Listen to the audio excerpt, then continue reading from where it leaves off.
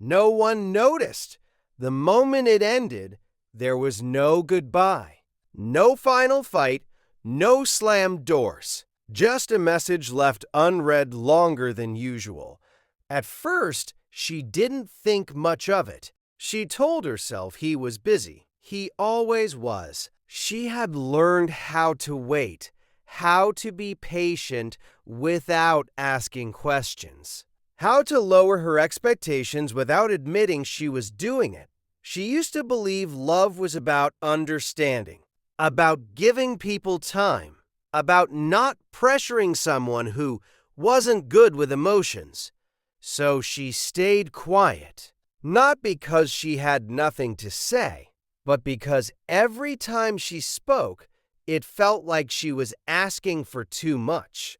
She didn't ask for dates. She didn't ask for promises. She didn't ask for change. She asked for replies, for presence, for effort that didn't feel forced. And slowly, she stopped asking altogether. He didn't notice when her messages got shorter, when her voice notes disappeared, when "it's fine" became her most used sentence. From his side, nothing was wrong. There were no arguments, no complaints, no pressure. He thought that meant peace. What he didn't understand was that silence isn't peace when it's built from exhaustion. She started pulling back quietly, not as punishment, as protection. She stopped waiting by her phone, stopped rearranging her schedule, stopped giving explanations that were never truly heard, and that scared him less than it should have. One night, she typed a message, deleted it, typed again, deleted it again, not because she didn't know what to say, but because she realized she had already said it all before, in different words, different tones, different moments, and nothing had changed. So she sent something simple. "I don't think we're on the same page anymore." He read it hours later, and for the first time, he felt something unfamiliar, discomfort. He replied with confusion, with questions, with statements that sounded caring but arrived far too late.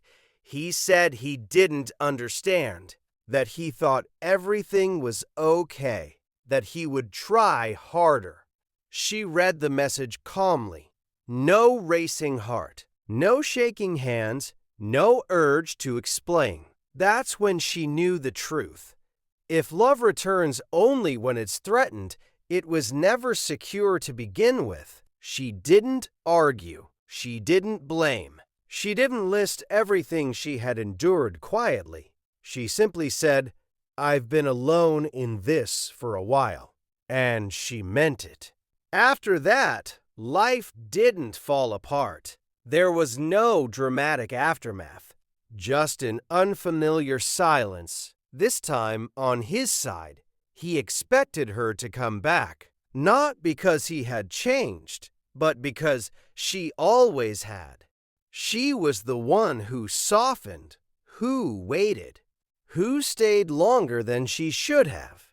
Days passed, then weeks, and the silence remained. He began to notice things, the absence of someone checking in, someone adjusting their life around his, someone being available without conditions. He missed the comfort, not the connection.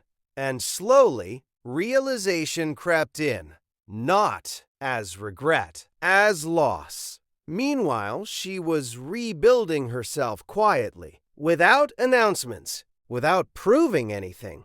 She relearned how to listen to her instincts, how to leave when something felt wrong, how to stop explaining her boundaries. She chose peace over intensity, clarity over hope, self-respect over potential.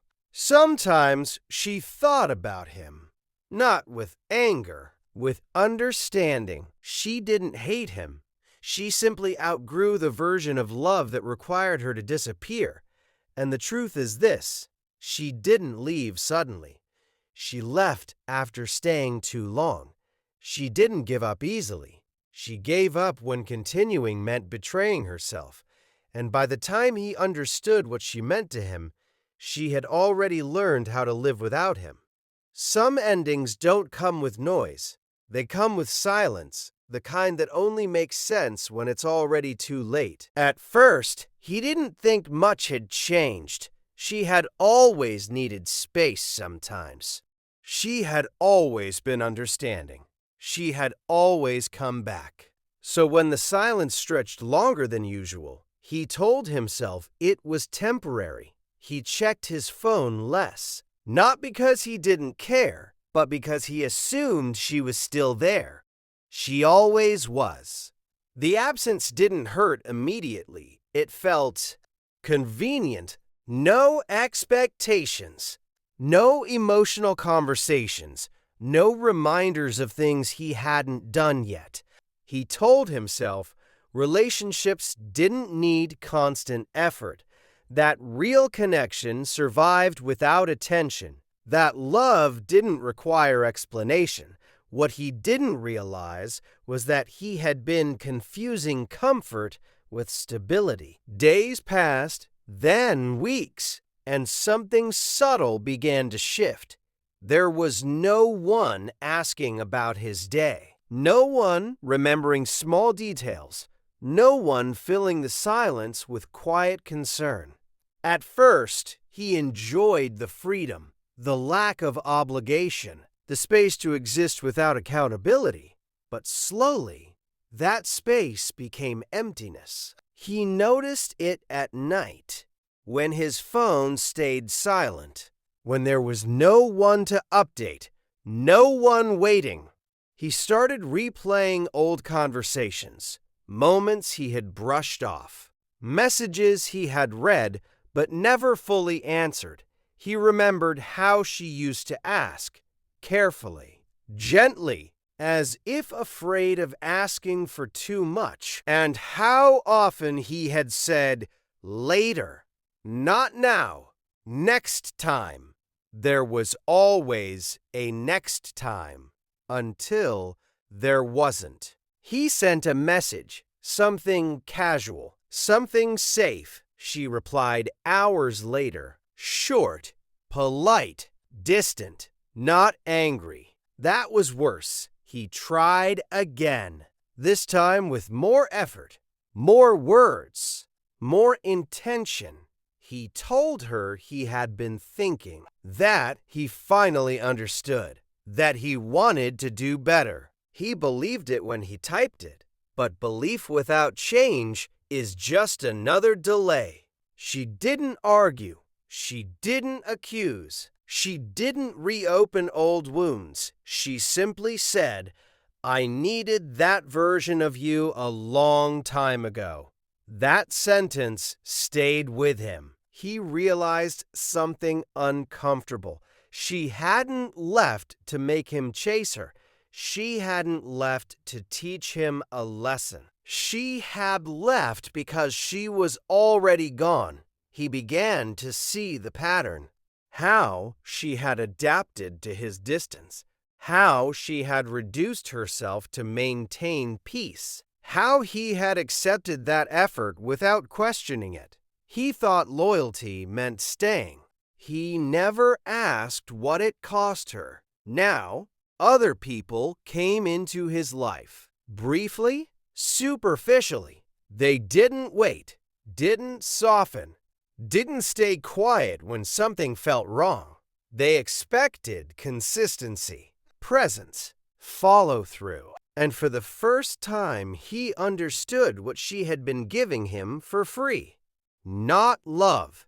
Stability, the kind that only exists when someone chooses you every day, even when it's inconvenient. He didn't miss the arguments. There had been none. He missed the way she made life feel anchored. And that's when the truth fully arrived. Not as guilt, as clarity. He hadn't lost her because he was cruel. He lost her because he was passive, because he assumed what required care would survive neglect. He wanted to tell her everything he had learned, every realization, every regret. But he didn't, because some truths are meant to arrive late, so they don't disrupt the growth they were never meant to prevent. She had moved on, not dramatically, not loudly, quietly, completely. And he had to live with the understanding that love doesn't disappear suddenly. It fades in the spaces where effort was supposed to be. Some people don't leave because they stop loving you. They leave because loving you became something they had to do alone. And by the time he understood that, she no longer needed him to.